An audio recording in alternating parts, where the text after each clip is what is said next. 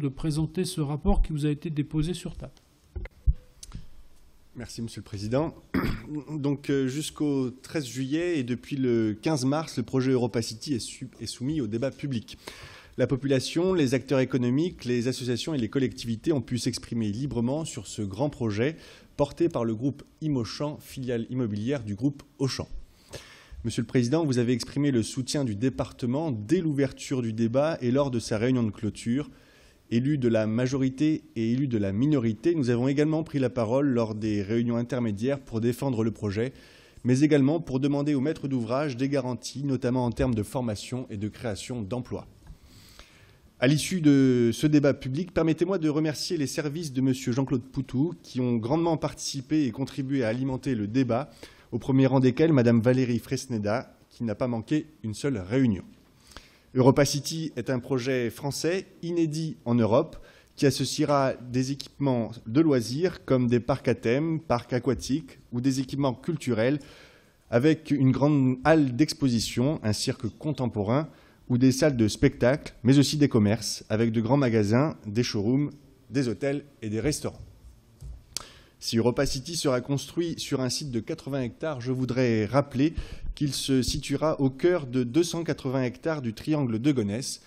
EuropaCity sera la locomotive d'un nouveau quartier d'affaires international porté par l'EPA Plaine de France, dont son conseil d'administration vient de créer la ZAC du triangle de Gonesse. La Plaine de France, ce territoire qui n'a cessé d'évoluer depuis la création de la ligne de train Paris-Chantilly à la fin du XIXe siècle, a vu sa population augmenter, son territoire s'industrialiser. 2 aéroports, Le Bourget et Roissy, ont définitivement changé l'avenir de ce territoire. Rendre plus attractif notre département, notre région, c'est aussi renforcer le positionnement de la plateforme aéroportuaire. Car en réalité, nous sommes dans ce territoire du Grand Roissy en train de construire un nouveau monde.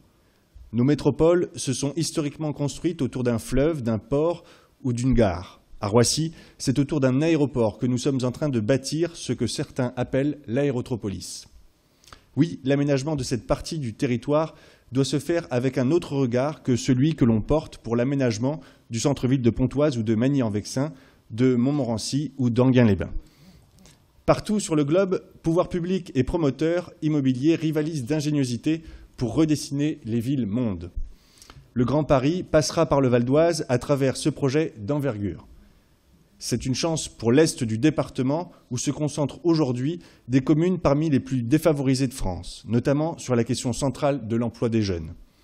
Quelle que soit l'estimation retenue, entre 8 et 11 000 créations d'emplois, le projet EuropaCity va créer des emplois, et ce, dès la phase de construction. Des emplois non délocalisables et accessibles aux populations locales, toutes qualifications confondues.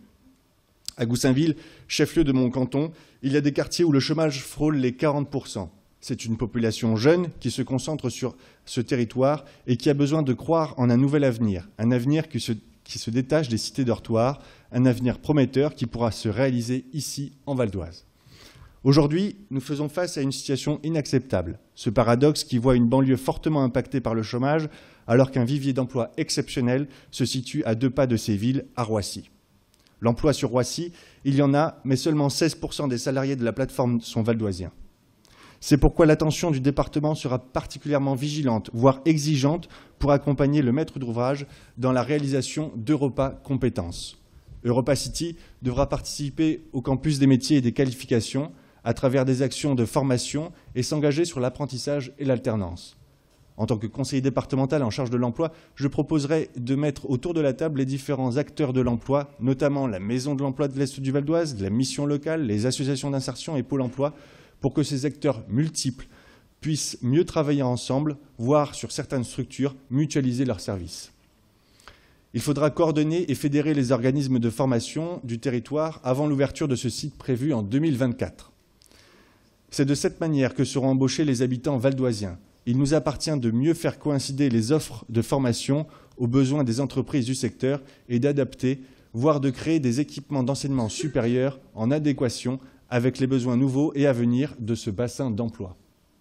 La jeunesse de ce secteur aspire à une nouvelle offre de loisirs et de divertissement, mais elle souhaite particulièrement pouvoir changer l'image de ce secteur pour pouvoir y travailler et fonder une famille en toute sérénité.